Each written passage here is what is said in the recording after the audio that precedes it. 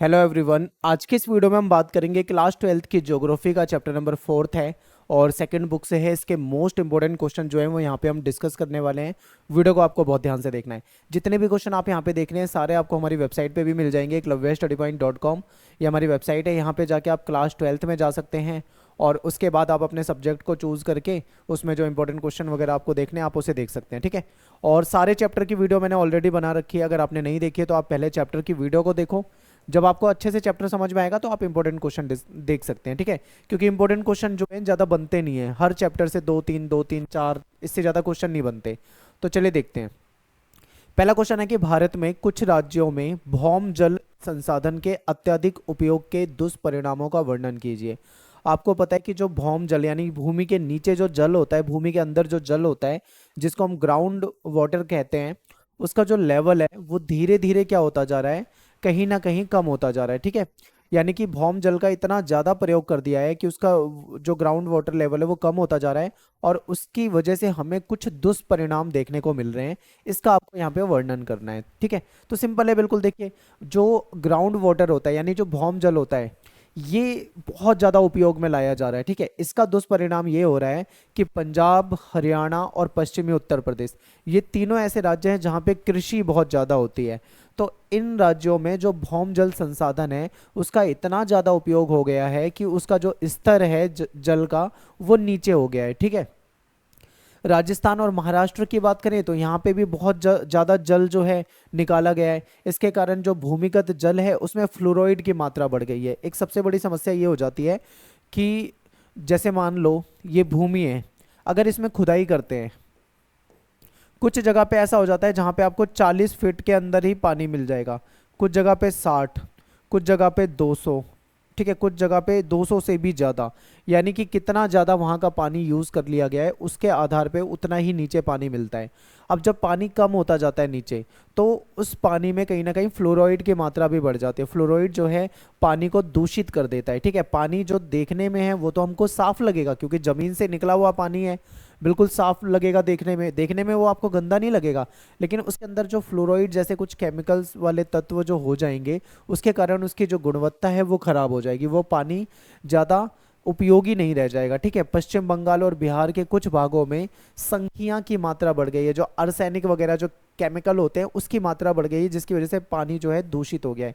देखने में साफ लगता है पर वो साफ नहीं होता, उसके अंदर बहुत सारी समस्याएं होती हैं, ठीक है। फिर आप ये मान लो कि वो पानी आपके पीने के काम नहीं आएगा, आग बुझाने के ही काम आएगा, ठीक है। ऐसा समझ लीजिए। आगे देखिए, पानी को प्राप्त करने में अधिक ऊर्जा की आवश्यकता होती है क्योंकि जितना पानी नीचे चला गया है उतना ज़्यादा उसमें क्या करना पड़ेगा। बोरिंग करते हैं अगर मान लो तो बोरिंग में बहुत ज़्यादा एनर्जी लगेगी, बहुत ज़्यादा मजदूरी लगेगी, पाइप लगेगा, जो भी है। जितना पानी नीचे है उतनी ज़्यादा उसमें ऊर्जा लगेगी, उतना ही वो कॉस्टली हो जाएगा, महंगा हो जाएगा, ठीक है। ये सारे पॉइंट आप बता सकते हो। अगला क्वेश्चन है जल संभर प्रबंधन। इससे बहुत ज़्यादा पेपर में आपसे पूछा जाता है। जल संभर प्रबंधन के लिए सरकार के द्वारा उठाए गए जो प्रमुख कदम हैं वो बताना है। तो सबसे पहले आपको ये पता होना चाहिए कि जल संभर प्रबंधन जो होता है ये क्या होता है, इसका क्या मतलब होता है। तो देखिए, धरातलीय यानी जो जमीन के अंदर जो जल है, ठीक है, धरातल में जो जल है, सॉरी, जैसे आपकी कोई नदी हो जाती है या आपका कोई तालाब वगैरह हो जाता है वो, या फिर भौम जल जो भूमि के नीचे, भूमि के अंदर जो जल है, ठीक है। धरातल पर जल हो या भूमि के अंदर जल हो, ऐसे संसाधनों का अच्छे तरीके से प्रबंधन हो यानी मैनेजमेंट हो कि नदियां हैं वो दूषित ना हो, तालाब है उसका पानी सूखे ना, झील है उसका पानी खराब ना हो, अगर ग्राउंड लेवल की बात करें तो वो पानी कम ना हो, ठीक है। इस तरीके से उसका मैनेजमेंट किया जाए जिससे कि वो व्यर्थ ना हो, वो पानी बर्बाद नहीं होना चाहिए। इसी को हम जल संभर प्रबंधन कहते हैं, ठीक है। तो जल संभर प्रबंधन का मतलब सीधा सीधा ये है कि पानी चाहे धरातल पे हो या धरातल के नीचे यानी जमीन के अंदर हो, उसका मैनेजमेंट हमको सही तरीके से करना है, उसको व्यर्थ में बर्बाद नहीं करना, उसको बर्बादी से उसको बचाना है, पानी को खराब होने से बचाना है। और इससे भूमि, पौधे और प्राणी तथा मानव संसाधन के संरक्षण को भी विस्तृत अर्थ में शामिल कर लिया जाता है। देखिए, शुरू शुरू में क्या था, जब जल संभर प्रबंधन आया था तो इसमें केवल जल की बात थी कि जल का मैनेजमेंट करना है, चाहे वो धरातल पे हो चाहे वो धरातल के नीचे हो, केवल इतना था। लेकिन बाद में इसमें कुछ और बातें जोड़ दी गई, ठीक है। मैं एक बार इसको इरेज कर देता हूँ।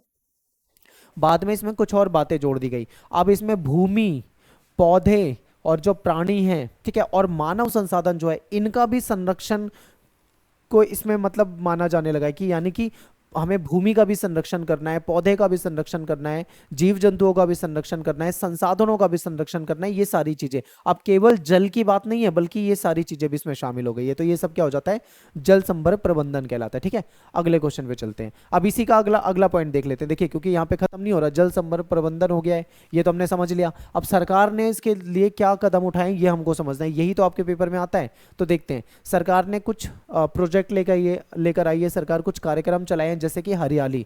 हरियाली क्या है, केंद्र सरकार का एक केंद्र सरकार के द्वारा लाया गया एक प्रोजेक्ट है।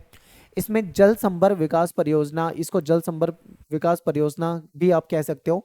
इसमें क्या बात रखी गई है मेन, कि गाँव में जो जल संरक्षण है, यानी गांव में जल का कैसे संरक्षण किया जाए, ठीक है, पेयजल की समस्या को कैसे दूर किया जाए, यानी पीने योग्य पानी की जो समस्या है उसको कैसे दूर करें। इसके साथ साथ पौधों को लगाना, वन लगाना, ठीक है, मछली पालन करना, सिंचाई की सुविधा उपलब्ध कराना, ये सारी बातें इस प्रोजेक्ट के अंदर है। तो हरियाली, जैसे कि नाम से ही पता लग रहा है हरियाली, तो हरियाली का मतलब क्या होगा, कहीं ना कहीं पेड़ पौधे उगाने की बात हो रही होगी। तो इसमें हो रही है, बिल्कुल हो रही है। इसमें पानी को संरक्षित करने की बात हो रही है, ठीक है, इसमें पेयजल की समस्या को दूर करने की बात हो रही है, मछली पालन की बात हो रही है, सिंचाई की सुविधाओं की बात हो रही है। तो ये सब हरियाली प्रोजेक्ट के तहत है, इंपॉर्टेंट है, याद रखना। इसके बाद है नीरू मीरू कार्यक्रम। आपके पेपर में ना सीधा सीधा ये क्वेश्चन भी आ जाता है, नीरू मीरू कार्यक्रम से क्या अभिप्राय है। तो ये आंध्र प्रदेश में चलाया गया एक कार्यक्रम है। इसका मतलब ये है कि जल और आप, ठीक है, इस कार्यक्रम में क्या है कि जो स्थानीय लोग हैं, वहाँ के रहने वाले जो लोग हैं, उनको जल संरक्षण की विधियां यानी तकनीक सिखाई जा रही है कि किस प्रकार से हम पानी को बर्बाद होने से बचा सकते हैं, रोक सकते हैं। यानी कि लोगों को सीधा सीधा हम ये कहें कि लोगों को जागरूक किया जा रहा है, ठीक है, उनको सिखाया जा रहा है कि कैसे हम पानी को खराब होने से, बर्बाद होने से बचा सकते हैं। ठीक है, आगे देखते हैं। एक है अरवारी पानी संसद, जो कि राजस्थान से रिलेटेड है। राजस्थान में क्या है, जो जोड़ होती है इसको जोहड़ कहा जाता है। ठीक है, जो राजस्थान में जो जोड़ है, इसकी खुदाई और खुदाई करना या और पानी को रोकना बांध बनाकर, ठीक है, इसके द्वारा जल प्रबंधन किया गया है। यानी पानी को बांध बनाकर रोक लेना, उसको कहीं और पहुंचाना है, वहां पे भी पहुंचाया जा सकता है। जोहड़ की खुदाई की जा सकती है और वहां पे भी पानी लाया जा सकता है। ये काम किया गया है अरवारी पानी संसद के तहत। ठीक है, राजस्थान। इसके बाद तमिलनाडु, बहुत अच्छा एग्जाम्पल है, तमिलनाडु का जरूर लिखना है आपको पेपर में। तमिलनाडु में क्या है, वहाँ की जो सरकार है उसने कंपलसरी कर दिया है कि जो भी व्यक्ति घर बनाएगा ना, अपने घर में जल संग्रहण संरचना जो है वो जरूर है, यानी उस आवश्यक है, यानी वो बनानी है। मान लीजिए कि कोई व्यक्ति तमिलनाडु में घर बनाता है, तो उसको कंपलसरी है कि अपने घर में वो टैंक वगैरह बनाएगा। उस टैंक में क्या करेगा, जो छत में बारिश का पानी आता है उसको उस टैंक में रखा जा सकता है, यानी कि उसको उस स्टोरेज के लिए रखा जा सकता है। तो इन्होंने ये मतलब घर इस तरीके से बनाना है कि हमारा बारिश वगैरह का पानी बर्बाद ना हो। ठीक है, तो ये सारे के सारे कार्यक्रम जो हैं ये स्थानीय निवासियों को जागरूक करने के लिए लाए गए हैं, ताकि उनको पानी को बचाने में उनका सहयोग लिया जाए। ठीक है, वो आराम से इस पर सहयोग करेंगे जब वो जागरूक हो जाएंगे। तो ये कुछ प्रोजेक्ट है, इसमें से आपके पेपर में आता है। अब इनका उद्देश्य क्या है, तो उद्देश्य आपको सीधा सीधा पता है, बिल्कुल सिंपल है कि कृषि और कृषि से रिलेटेड जो क्रियाकलाप होते हैं, ठीक है, जैसे कि उद्यान, पेड़ पौधे लगाना, ठीक है, वानिकी, वन संवर्धन, इन सब का विकास किया जा सके। कृषि उत्पादन में वृद्धि के लिए भी ये प्रोजेक्ट लाया गया है, क्योंकि भाई पानी बचेगा तो उसको सिंचाई वगैरह में यूज़ किया जा सकता है।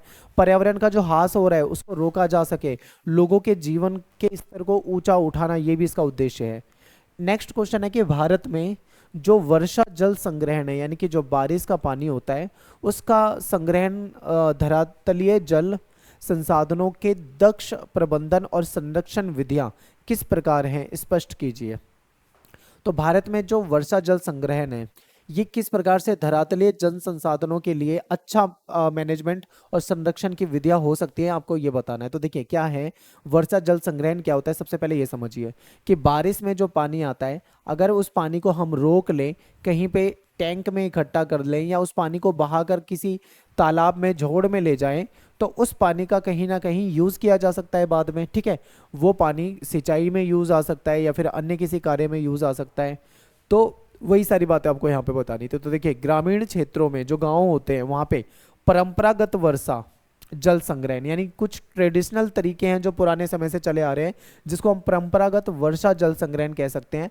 इसमें क्या होता था, जलाशय या फिर जो झील है या तालाब है, यहाँ पे किया जाता था। देखिए गांव वगैरह में क्या होता है, गांव में तालाब खुदवा दिए जाते हैं। जैसे कि मान लीजिए गांव में बारिश हुई, उसका पानी, सारा पानी का निकास जो है वो एक तरफ कर देते हैं, एक तालाब खुदवा दिया जाता है, और वो सारा का सारा पानी अलग अलग दिशाओं से आके उस तालाब में गिर जाता है। तो वो तालाब भरा रहता है, बाद में उसमें जानवर को नहलाने के काम आ जाता है, या फिर उसमें भैंस वगैरह नहलाते हैं, उसमें सिंचाई के काम में ला सकते हैं, जो भी उनका काम हो पानी का वो यूज़ कर सकते हैं। तो ये गाँव में होता है, ठीक है। तो ये बोला जाता है परंपरागत वर्षा जल संग्रहण, जो पहले से चला आ रहा है। जलाशय में पानी इकट्ठा करना, झील या तालाब में इकट्ठा करना, ये सब पहले से किया जाता है। राजस्थान में क्या है, वर्षा जल संग्रहण ढांचे जो कुंड कहलाते हैं, या फिर इसको टांगा भी कहते हैं, इसके नाम से जानी जाती है। राजस्थान में जो पानी को इकट्ठा किया जाता है उसको कुंड कहा जाता है।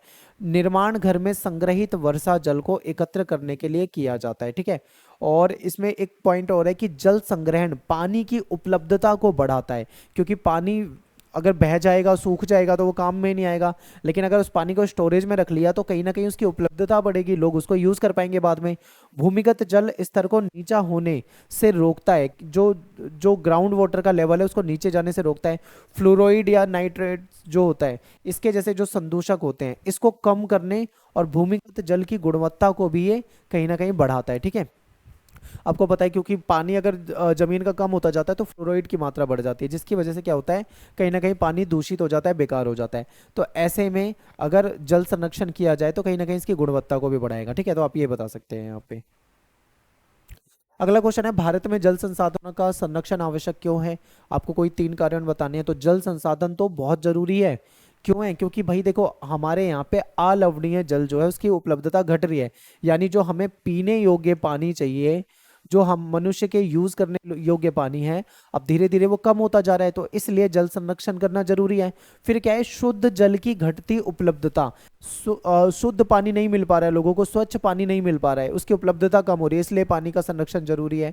फिर क्या है, जनसंख्या बढ़ रही है, जनसंख्या बढ़ेगी तो पानी की डिमांड बढ़ेगी, पानी की डिमांड बढ़ रही है, इसके कारण भी क्या है, कहीं ना कहीं उसका संरक्षण जरूरी है। फिर आपको पता है कि तेजी से प्रदूषण फैल रहा है, उससे जल की गुणवत्ता खराब हो रही है, ठीक है। आज से अगर आप 50 साल 30 साल पहले जाओगे तो नदी का जो पानी होता था, ज़्यादातर नदियों का पानी, वो इतना क्लीन होता था, इतना साफ होता था कि आप उसमें कोई कॉइन, कोई सिक्का अगर फेंकोगे तो वो बिल्कुल नीचे तक चला जाएगा, आपको बिल्कुल क्लियर दिखेगा। लेकिन आज के समय में ज़्यादातर नदियों का पानी जो है वो दूषित हो गया है, इतना काला हो गया है पानी कि आप उसमें कुछ भी फेंक लो आपको दिखेगा नहीं, एक परत सी जम जाती है।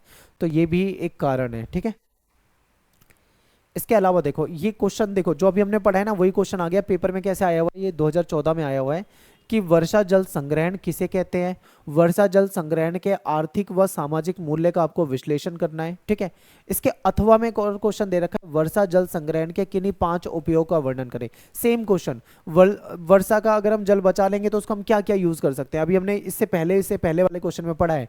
फिर यहीं पे पूछा हुआ है कि इसके बाद इसके आंसर को देख लेते हैं एक बार, क्योंकि हमने करा हुआ है ना तो ये हमें आसान लगेगा। देखिए, वर्षा जल संग्रहण विभिन्न उपयोगों के लिए वर्षा के जल को रोकने और इकट्ठा करने की विधि होती है। वर्षा जल संग्रहण क्या होता है कि बारिश में जो पानी आया उसको हमने कहीं पे स्टोरेज में रख लिया, उसको हमने कहीं पे सुरक्षित रख लिया, इकट्ठा कर लिया, इसको क्या बोलेंगे, वर्षा जल संग्रहण। ये तो सिंपल है।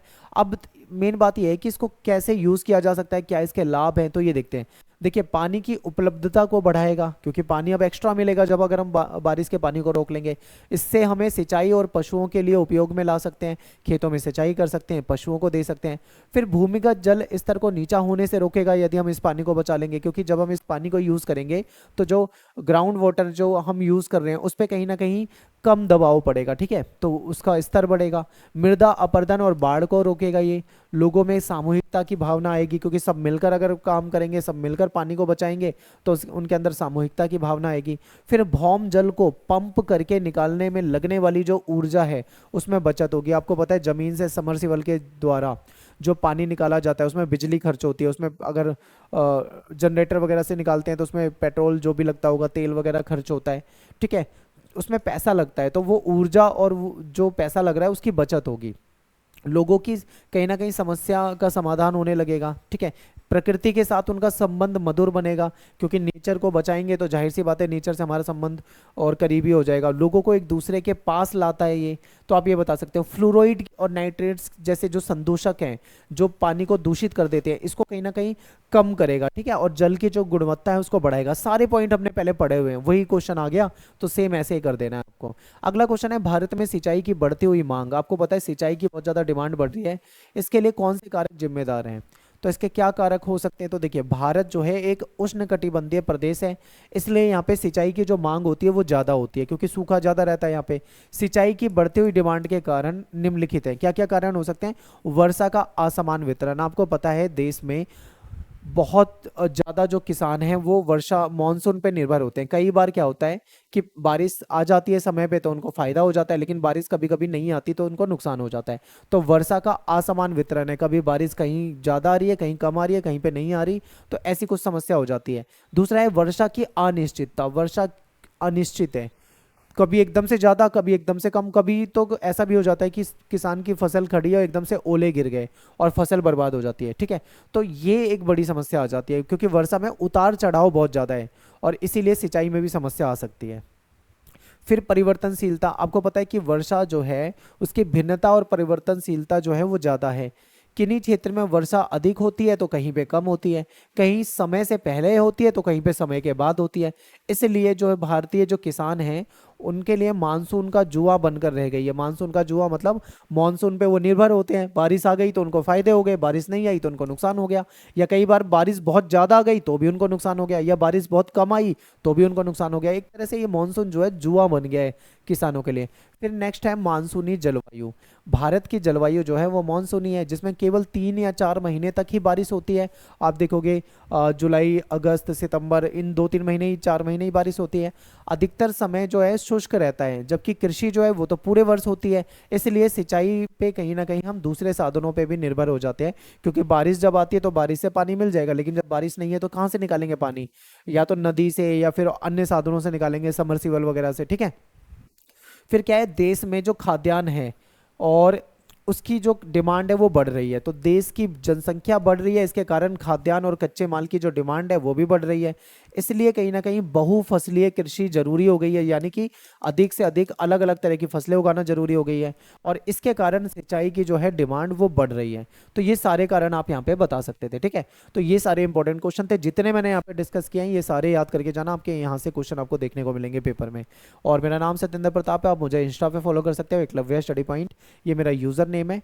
और वीडियो पसंद आए तो लाइक करें, कमेंट करें, शेयर करें। मिलते हैं नेक्स्ट वीडियो में। Thanks for watching. जय हिंद, जय भारत।